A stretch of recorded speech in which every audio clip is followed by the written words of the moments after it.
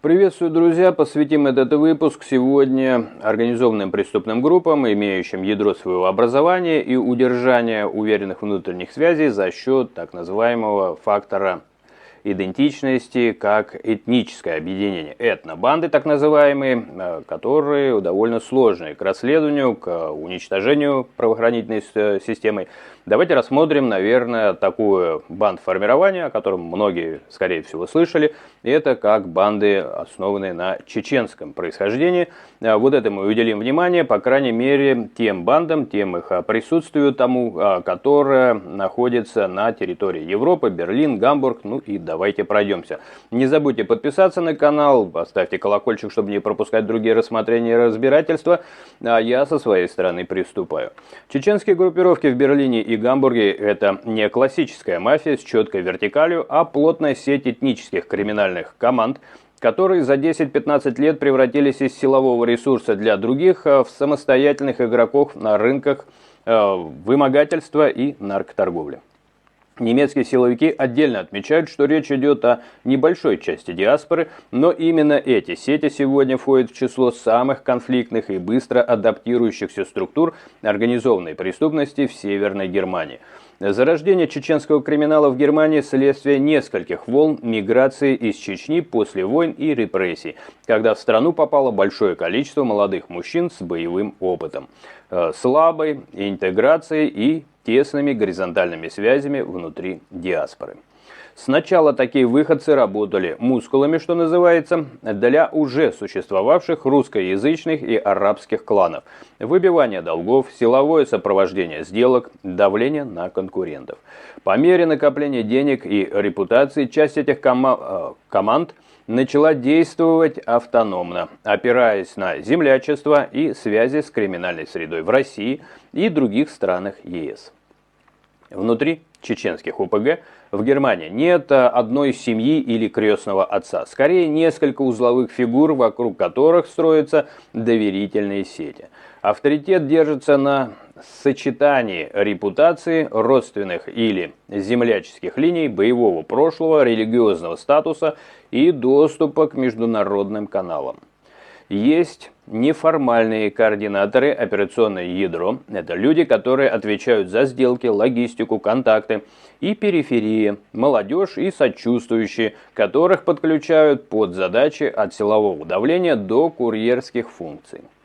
География концентрируется на северо-востоке Германии. Ключевые узлы – это Берлин, районы Маркшес, Вертел, Лихтенберг, Веддинг и Гендебруннен, и особенно Гамбург. Дальше сеть тянется в Нижнюю Саксонию, Баварию, Северный Рейн, Вестфалию и в соседние страны ЕС. Бизнес-модель собрана из нескольких направлений, но стержень вымогательства и крышевания под видом информальной безопасности. Используется репутация жестких исполнителей, и слухи о возможных последствиях этого хватает вполне. Чтобы малый бизнес, владельцы клубов или серые игроки на рынке согласились платить за порядок. Параллельно идут наркоторговля, естественно, опора на собственный силовой ресурс и контроль входа в клубы, охранный бизнес. Нелегальная миграция – это тоже их область. Торговля людьми, естественно, вооружение, организованные кражи и сервис по обеспечению, с позволения сказать, безопасности. Для других криминальных структур деньги выводятся в наличку. Жилье, коммерческую недвижимость, малый и средний бизнес в Германии и за ее пределами часть уходит в страны исхода и на поддержку связей там. Граница между УПГ и легальным сектором проходит размыто. Многие участники держат доли в охранных фирмах, спортивных клубах, логистике и строительстве. Через легальные компании прокачиваются деньги от вымогательства и наркотиков, оформляются фиктивные рабочие места для людей из сети, создается объяснимая картинка доходов для налоговых органов. Отдельная тема – это фигуры на стыке криминала и неформальной дипломатии. когда люди с авторитетом в диаспоре параллельно выстраивают контакты с политическими и силовыми структурами в Чечне и России.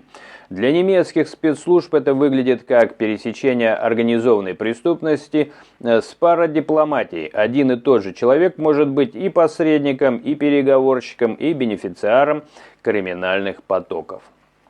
Из громких эпизодов часто вспоминают столкновения в Берлине между чеченскими группами и арабско-ливанскими кланами, особенно в районах Ньокёльн и Гезенбруннен. Конфликты вспыхивали на почве контроля наркорынка и крышевания заведений, когда, переходя в публичные уличные стычки, после которых следовали массовые облавы с участием сотен полицейских.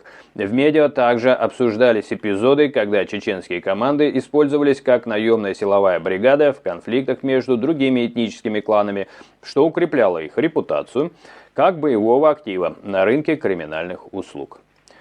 Немецкая полиция отвечает периодически крупными операциями. Обыски по десяткам адресов в Берлине и Бранденбурге.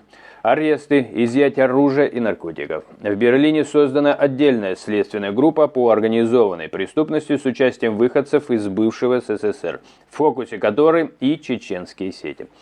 Конфискуются партии марихуаны, оружие, граната, недвижимость и наличка. Но структура живет за счет своей сетевой природы. Вместо сломанной вершины быстро поднимаются новые координаторы. На имидж влияет и давление изнутри, диаспоры. Часть чеченских общин публично протестует против общения и термина «чеченская мафия», пытаясь дистанцироваться от активной преступной части. Сейчас чеченские организованные группы в Германии описывают как устойчивый элемент многонационального криминального ландшафта с особой концентрацией влияния в Берлине и Гамбурге. Они уже не только силовой подрядчик, а самостоятельные игроки на рынках вымогательства, нелегальных услуг безопасности и наркоторговли. При этом сохраняют гибкость сети и способность уходить от классического силового давления. Одновременно растет интерес спецслужб к их возможным связям с политическими структурами за пределами Германии, что добавляет к чисто криминальному сюжету еще один более сложный слой. В принципе, вся эта информация, наверное, очень сильно знакома и даже выглядит как новейшая история для тех, кто сам живет или жил в России. Но, наверное, культурные традиции, наследия отсюда и методы потому и выглядят знакомыми, потому что они являются плодом привычных, скажем так, схем и почерков. Так что это, наверное, было бы неудивительным совпадением и узнаваемостью действий. Со своей стороны пишите, что слышали вы, что знаете, насколько вам это кажется важным, свое мнение, и обязательно встретимся в следующем выпуске. Если вы не забыли подписаться, нажать колокольчик и, собственно говоря, обязательно высказать свое мнение. Может быть, что-то я недорассмотрел, может быть, есть смысл глубже копнуть. Обязательно это сделаем, и тогда увидимся. Берегите себя.